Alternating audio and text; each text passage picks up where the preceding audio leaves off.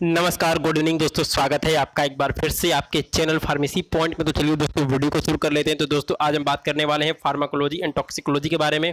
और दोस्तों इससे पहले हमने 2 यूनिट कंप्लीट कर लिया है, जो कि हमारे 2 यूनिट से पहला था हमारा जनरल फार्माकोलॉजी। इसके अलावा दोस्तों जो हमारा सेकेंड यूनिट था वो था drug acting on central nervous system. और दोस्तों उसके बाद जो हमने यूनिट 3 ख़त्म किया है वो था लोकल एनेस्थेटिक्स। तो दोस्तों अब इसके बाद आज हम बात करने वाले हैं यूनिट 4 के बारे में, जिसके अंदर है कि drug acting on auto nervous system. जी हाँ दोस्तों, आप यहाँ पर देख सकते हैं लिखा है ऑटो नर्वस सिस्टम। तो दोस्तों यहाँ पर लिखा है ऑटो का मतलब क्या होता है? ऑटो का मतलब होता है ऑटोमेटिक, यानी कि अपने आप। तो दोस्तों मैंने आपको यहाँ पर ऑटो क्यों बताया है ये बात अभी आपको पता लग जाएगी, लेकिन यहाँ पर लिखा है ऑटोनोमस नर्वस सिस्टम। यहाँ पर लिखा है ऑटो का मतलब क्या होता है? अपने आप। तो चलिए दोस्तों अगला इसमें प्ले कर लेते हैं। तो दोस्तों इसके पहले आप इस वीडियो को लाइक कर दें। तो दोस्तों जो ये आपका चैप्टर है drug acting on nervous system, दोस्तों इसके अंदर कोलिनर्जिक, इसके अलावा कोलिनर्जिक ब्लॉकिंग या फिर एंटी कोलिनर्जिक एड्रीनर्जिक, और आपका एड्रीनर्जिक ब्लॉकिंग या फिर आपका एंटी एड्रीनर्जिक, और इसके अलावा इसमें दिया है drug acting on autonomic ganglia and neuromuscular blocking agents. दोस्तों इतने सारे चैप्टर हैं। तो दोस्तों जो आज हम पढ़ने वाले हैं वो हम बेसिक चीज़ें पढ़ने वाले हैं। बाकी दोस्तों जो ये चैप्टर दिया गया इसका मल्टीपल चॉइस क्वेश्चन कल करवा दिया जाएगा। तो चलिए दोस्तों वीडियो को शुरू कर लेते हैं। तो इसके पहले हम थोड़ा सा थ्योरी जान लेते हैं दोस्तों। तो इसमें दिया है कि जनरल नॉलेज, थोड़ा सा हम इसमें बेसिक चीज़ें देख लेते हैं। तो इसमें लिखा है कि autonomous nervous system control tissue which are not under our control. जी हाँ दोस्तों, जो हमारा ऑटोनोमस नर्वस सिस्टम है ये ऐसे टिश्यू को कंट्रोल करता है जो हमारे कंट्रोल में नहीं होते हैं, यानी कि वो अपने आप ही चलते रहते हैं। तो दोस्तों जो इसका एग्जाम्पल इसमें दिया है आप यहाँ पर देख सकते हैं, स्मूथ मसल और हार्ट एंड ग्लैंड्स। जो हमारा हार्ट है यानी कि दिल है वो अपने आप कॉन्ट्रैक्ट करता रहता है, डायलेशन करता रहता है दोस्तों। उसकी जो उसकी हार्ट बीट होती है वो अपने आप चलती रहती है। और इसके अलावा इसमें लिखा है स्मूथ मसल। जी हाँ दोस्तों, जो हमारा स्मूथ मसल के ऊपर भी हमारा कोई कंट्रोल नहीं होता है। तो दोस्तों इसमें लिखा है कि autonomous nervous system control tissue which are not under our control. तो चलिए दोस्तों अगला देख लेते हैं। तो इसमें लिखा है कि autonomic nervous system is divided into 2 part. यहाँ दोस्तों जो भी हमारा ऑटोनोमिक नर्वस सिस्टम है ये सिंपैथेटिक एंड पैरासिम्पैथेटिक के अंदर डिवाइड किया गया है। और दोस्तों इसमें क्या होता है, जो सिंपैथेटिक होता है और पैरासिम्पैथेटिक होता है ये दोनों अपोजिट एक्शन शो करते हैं एक दूसरे के। जी हाँ दोस्तों, जैसे आपका ये एक्शन शो किया 1 तो ये करेगा 2, या फिर अगर ये 2 एक्शन शो किया तो ये 1 करेगा। तो चलिए दोस्तों इसके बाद अगला पेज देख लेते हैं। तो इसके बाद क्या लिखा है, तो दोस्तों इसमें दिया है कि पैरासिम्पैथेटिक रिलेटेड टू। जी हाँ दोस्तों, जो हमारा पैरासिम्पैथेटिक सिस्टम है उसका फंक्शन क्या है दोस्तों? तो इसका फंक्शन है मोटिलिटी, का मतलब होता है हिलना डुलना।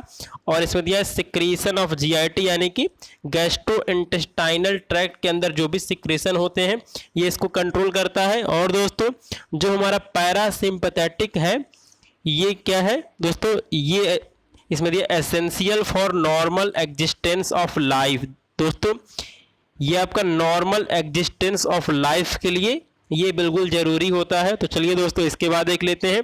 तो इसमें दिया है कि सिंपैथेटिक, तो दोस्तों ये करता है प्रिपेयर फॉर इमरजेंसी सिचुएशन। जी हाँ दोस्तों, ये आपका इमरजेंसी सिचुएशन से रिलेटेड है। और ये not essential for normal existence, यानी कि नॉर्मल एग्जिस्टेंस के लिए सिंपैथेटिक सिस्टम जरूरी नहीं होता है। तो चलिए दोस्तों अब इसके बाद हम मल्टीपल चॉइस क्वेश्चन देख लेते हैं। तो दोस्तों उसके पहले मैं आपको एक डायग्राम बता देता हूँ। तो हाँ, तो ये हमारा पेज आ चुका है और मैं यहाँ पर आपको एक डायग्राम बताने वाला हूँ। तो इसके बाद आपको ये चैप्टर बिल्कुल समझ में आ जाएगा। तो जो हमारा डायग्राम होने वाला है कुछ इस तरह का होने वाला है। इसको हम कलर चेंज कर लेते हैं। तो दोस्तों हमारा ये डायग्राम कुछ इस तरह का होने वाला है और आपने ये डायग्राम पढ़ा भी होगा। तो ये हमारा होता है प्री गैंग्लियोनिक नर्व दोस्तों, ये हमारा होता है प्री गैंग्लियोनिक नर्व। ये हमारा होता है पोस्ट गैंग्लियोनिक नर्व, PN इसको हम बना देते हैं शॉर्ट में क्योंकि यहाँ पे जगह नहीं है। और दोस्तों ये हमारा होता है इफेक्टर ऑर्गन, ये हमारा क्या होता है इफेक्टर ऑर्गन होता है, ये हमारा इफेक्टर हो गया, ऑर्गन हो गया। और ये हमारा गैंग्लियन होता है, इसको हम गैंग्लियन कहते हैं, GANGLION। और दोस्तों यहाँ पर हमारे ट्रांसमीटर आते हैं। तो चलिए दोस्तों, आपने यहाँ पर इस डायग्राम को देख लिया होगा कि यहाँ पर क्या दिया है। ये आपका हो गया प्री गैंग्लियोनिक न्यूरॉन हो गया, इसके अलावा ये आपका पोस्ट गैंग्लियोनिक हो गया न्यूरॉन हो गया, ये आपका गैंग्लियन हो गया, और ये आपका इफेक्टर ऑर्गन हो गया। तो चलिए अब इसके बाद हम मल्टीपल चॉइस क्वेश्चन को देख लेते हैं। तो दोस्तों यहाँ पर जो हमारा पहला सवाल पूछा है कि इसमें दिया है in parasympathetic the transmitter in preganglionic nerve is. जी हाँ दोस्तों, जो हमारा पैरासिम्पथेटिक है इसके अंदर कौन सा ट्रांसमीटर होता है, किसमें प्री गैंग्लियोनिक नर्व के अंदर। जी हाँ दोस्तों, अभी जो मैंने आपको डायग्राम बताया है कुछ इस तरह का आप यहाँ पर देख सकते हैं। ये आपका प्री गैंग्लियोनिक हो गया, और ये आपका पोस्ट गैंग्लियोनिक हो गया, ये आपका इफेक्टर ऑर्गन हो गया, और यहाँ पर दोस्तों आपका ट्रांसमीटर रहता है। तो दोस्तों यहाँ पे पूछा है कि जो आपका पैरासिम्पथेटिक है इसके अंदर ट्रांसमीटर कौन सा होता है, कहाँ पे, प्री गैंग्लियोनिक के अंदर। तो दोस्तों जो हमारा पैरासिम्पथेटिक है इसके अंदर ट्रांसमीटर जो हमारा होता है प्री गैंग्लियोनिक के अंदर और पोस्ट गैंग्लियोनिक के अंदर, दोनों दोस्तों हमारा एसिटाइल कोलिन होता है। तो जो हमारा सही आंसर है वो है एसिटाइल कोलिन। तो चलिए अगला सवाल देख लेते हैं। तो दोस्तों हमारे सामने क्वेश्चन नंबर 2 आ चुका है कि यहाँ पर दिया है in parasympathetic the transmitter in postganglionic nerve is. जी हाँ दोस्तों, यहाँ पे मैंने आपको क्वेश्चन नंबर 1 के अंदर बताया था कि जो आपका पैरासिम्पथेटिक है इसके अंदर चाहे आपका प्री गैंग्लियोनिक हो गया या फिर पोस्ट गैंग्लियोनिक हो गया, दोनों के अंदर जो ट्रांसमीटर होता है वो एसिटाइल कोलिन ही होता है। तो दोस्तों जो हमारा सही आंसर है वो हमारा एसिटाइल कोलिन है, यानी कि जो हमारा क्वेश्चन नंबर 2 है इसका भी आंसर हमारा एसिटाइल कोलिन ही है। तो चलिए दोस्तों इसके बाद हम क्वेश्चन नंबर 3 को देख लेते हैं। तो हमारे सामने दोस्तों क्वेश्चन नंबर 3 आ चुका है और इसमें दिया है सिंपथेटिक के बारे में दिया है दोस्तों। तो इसमें पूछा है कि in sympathetic in preganglionic nerve the transmitter is. जी हाँ दोस्तों, यहाँ पर सिंपथेटिक के बारे में दिया है। तो चलिए इस डायग्राम को फिर से बना लेते हैं।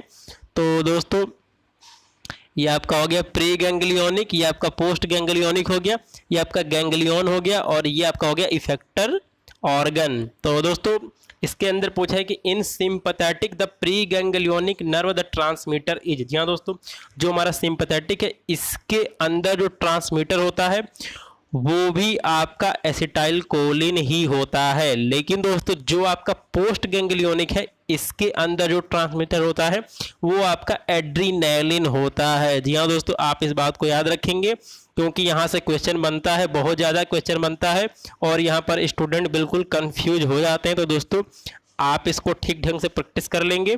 तो देखिए दोस्तों यहाँ पर क्वेश्चन नंबर 4 के अंदर क्या पूछा है, in sympathetic the transmitter in postganglionic nerve is. जी हाँ दोस्तों, इसका आंसर मैंने बताया है क्वेश्चन नंबर 3 के अंदर कि जो हमारा सिंपथेटिक के अंदर जो ट्रांसमीटर होता है किसमें, पोस्ट गैंग्लियोनिक में, वो हमारा एड्रीनैलिन होता है। यानी कि जो हमारा सही आंसर है वो हमारा पहला वाला सही आंसर है। तो चलिए दोस्तों अगला सवाल देख लेते हैं।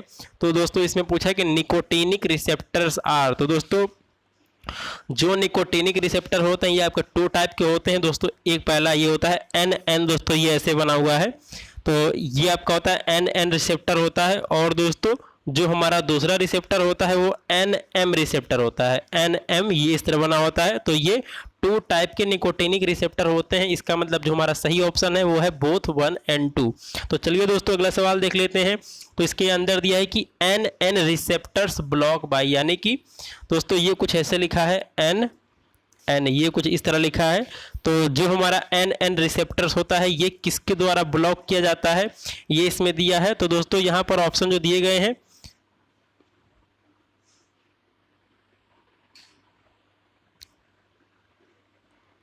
यहाँ पर दोस्तों जो ऑप्शन दिया गया दिया गया है, इसमें दिया है पेंटाथोनियम है या फिर हेक्साथोनियम, और इसमें दिया है गाबा, पाबा और एड्रीनेलिन दिया है दोस्तों। तो जो इसका सही आंसर है वो है पेंटाथोनियम या फिर हेक्सामेथोनियम। तो जो हमारे पेंटाथोनियम है या फिर इसमें दिया है हेक्सामेथोनियम है, ये एन रिसेप्टर्स को ब्लॉक करते हैं। तो चलिए दोस्तों अगला सवाल देख लेते हैं। तो इसके अंदर पूछा है कि M receptors are blocked by, यानी कि दोस्तों जो हमारा एम रिसेप्टर्स है, एम इस तरह ये लिखा गया है, तो M receptors are blocked by, तो जो हमारे एम रिसेप्टर्स होते हैं दोस्तों उनको ब्लॉक करते हैं डी ट्यूबो क्यूराराइन के द्वारा। तो इसमें लिखा है डी ट्यूबो क्यूराइन, तो ये हमारा सही ऑप्शन है। तो चलिए अगला सवाल देख लेते हैं। तो इसके अंदर दिया है दोस्तों the muscarinic receptors are classified into, यानी कि जो हमारा मस्करेनिक रिसेप्टर है उसको कितने भागों के अंदर डिवाइड किया गया है। तो दोस्तों जो हमारा मस्करेनिक रिसेप्टर होता है वो 3 टाइप का होता है, M1, M2 और M3। तो ये हमारे 3 टाइप के मस्करेनिक रिसेप्टर्स होते हैं। तो जो हमारा सही ऑप्शन है वो है ऑल ऑफ द अबव। तो चलिए दोस्तों अगला सवाल देख लेते हैं। तो इसके अंदर पूछा है the muscarinic action of acetylcholine, तो इसमें बताना है कि इसमें से मस्करेनिक एक्शन कौन सा है एसिटाइल कोलिन का। तो इसमें दिया डिक्रीज इन हार्ट रेट। जी हाँ दोस्तों, जो हमारा डिक्रीज इन हार्ट रेट है इसी को हम बोलते हैं ब्रेडिकार्डिया बोलते हैं, ब्रेडिकार्डिया, BRADYCHI, ये ब्रेडिकार्डिया हो गया। इसके अलावा दोस्तों ये इंक्रीज करते हैं किसको, इसमें लिखा है glandular secretion like salivary secretion. दोस्तों हमारा सेलाइवा का मतलब क्या होता है, जो हमारा सेलाइवा का मतलब हिंदी में इसको लार कहते हैं। इसके अलावा इसमें लिखा है कॉन्ट्रैक्शन ऑफ स्मूथ मसल। जी हाँ दोस्तों, अब उसके बाद यहाँ पर स्मूथ मसल का जो एग्जाम्पल दिया है वो इंटेस्टाइन दिया है। तो दोस्तों ये सारे स्टेटमेंट सही हैं क्योंकि ये सभी मस्करेनिक एक्शन होते हैं एसिटाइल कोलिन के। तो चलिए अगला सवाल देख लेते हैं। तो दोस्तों इसके बाद क्वेश्चन नंबर 10 आ चुका है और इसमें दिया है कि एड्रीनर्जिक रिसेप्टर्स आर। जी हाँ दोस्तों, तो जो एड्रीनर्जिक रिसेप्टर्स होते हैं इसको दोस्तों डिवाइड करते हैं हम अल्फा के अंदर और बीटा के अंदर। तो दोस्तों जो हमारा एड्रीनर्जिक रिसेप्टर है ये हमारा 2 टाइप का होता है, अल्फा रिसेप्टर्स और हमारा बीटा रिसेप्टर जो है ये एड्रीनर्जिक रिसेप्टर्स होते हैं। तो चलिए अगला सवाल देख लेते हैं। तो हमारे सामने क्वेश्चन नंबर 11 आ चुका है और दोस्तों ये बहुत ही इंपॉर्टेंट क्वेश्चन है, आप इस बात को ध्यान रखेंगे और दोस्तों आप इसको लिख लेंगे और इन सभी मल्टीपल चॉइस क्वेश्चन का नोट्स बना लेंगे। तो दोस्तों इसमें लिखा है कि नॉर एड्रीनेलिन वर्क्स ऑन, दोस्तों बहुत ही इंपॉर्टेंट क्वेश्चन है ये। तो इसमें दिया है कि जो हमारा नॉर एड्रीनेलिन है ये किसके ऊपर वर्क करता है। तो दोस्तों इसमें दिया है only on alpha receptor, only on beta receptor, both 1 and 2 and none of the above. तो दोस्तों जो हमारा सही जवाब है वो हमारा सही जवाब है दोस्तों, जो हमारा नॉर एड्रेनालिन होता है ये केवल अल्फा रिसेप्टर के ऊपर ही काम करता है। जी हाँ दोस्तों, जो हमारा नॉर एड्रेनालिन है ये केवल अल्फा रिसेप्टर के ऊपर ही काम करता है। इसका मतलब जो हमारा सही आंसर है वो हमारा पहला वाला है। तो चलिए दोस्तों इसके बाद हम सेकंड क्वेश्चन देख लेते हैं और दोस्तों इसमें पूछा है कि आइसोप्रिनैलिन वर्क्स ऑन। जी हाँ दोस्तों, जो हमारा आइसोप्रिनैलिन है ये दोस्तों ये केवल बीटा रिसेप्टर्स के ऊपर ही वर्क करता है, यानी कि जो हमारा सही आंसर है वो है ओनली बीटा रिसेप्टर्स, क्योंकि आइसोप्रिनैलिन जो है वो केवल बीटा रिसेप्टर के ऊपर ही वर्क करता है। तो चलिए दोस्तों अगला सवाल देख लेते हैं। तो दोस्तों इसके बाद हमारे सामने क्वेश्चन नंबर 13 आ चुका है और इसके अंदर पूछा है कि एड्रीनैलिन एक्ट ऑन। तो दोस्तों यहाँ पे दिया है alpha receptors, beta receptors, both 1 and 2 and none of the above. तो दोस्तों जो हमारा एड्रीनैलिन होता है ये अल्फा और बीटा दोनों रिसेप्टर्स के ऊपर वर्क करता है। तो दोस्तों आपको पता हो गया होगा, यहाँ पर दिया नॉर एड्रीनैलिन जो कि वर्क करता है अल्फा के ऊपर, इसके अलावा आइसोप्रिनैलिन जो वर्क करता है बीटा के ऊपर, और इसके बाद हमारा आ गया एड्रीनैलिन जो कि दोनों के ऊपर वर्क करता है। तो चलिए दोस्तों अगला सवाल देख लेते हैं। तो हमारे सामने एक क्वेश्चन नंबर 14 आ चुका है और दोस्तों ये एक थ्योरी का मैंने क्वेश्चन इसको बना दिया है। तो इसमें दिया है कि अल्फा 1 रिसेप्टर्स प्रेजेंट, यानी कि अल्फा 1 रिसेप्टर कहाँ मौजूद होते हैं दोस्तों। तो ये स्मूथ मसल जैसे आपका इंटेस्टाइन हो गया, ब्रोंकियोल्स हो गया, ये वहाँ पर मौजूद होते हैं। इसके अलावा दोस्तों जो अल्फा 1 रिसेप्टर्स है इसका फंक्शन क्या होता है दोस्तों, इनका फंक्शन होता है कॉन्स्ट्रिक्शन करना, यानी कि सिकुड़ना। तो चलिए दोस्तों अगला सवाल देख लेते हैं। तो हमारे सामने क्वेश्चन नंबर 15 आ चुका है दोस्तों। इसके अंदर पूछा कि बीटा 1 रिसेप्टर्स प्रेजेंट इन। तो दोस्तों जो बीटा 1 रिसेप्टर्स होता है ये हार्ट के अंदर प्रेजेंट होता है। और दोस्तों जो इसका फंक्शन होता है वो होता है increase force and rate of contraction. जी हाँ दोस्तों, ये बेसिकली हार्ट बीट को बढ़ा देते हैं, यानी कि टैकीकार्डिया ये कॉज करते हैं। तो दोस्तों इसके बाद क्वेश्चन इसमें आ गया कि बीटा 2 रिसेप्टर्स प्रेजेंट इन, आपको बताना है कि बीटा 2 रिसेप्टर्स कहाँ प्रेजेंट होते हैं। तो दोस्तों ये ब्रोंकियोल्स यानी कि हमारे लंग्स के अंदर प्रेजेंट होते हैं, और जो इनका काम होता है वो रिलैक्सेशन का काम होता है। तो दोस्तों अब इसके बाद जो वीडियो आएगी वो आएगी कल आएगी। तो दोस्तों गुड नाइट, बाय बाय।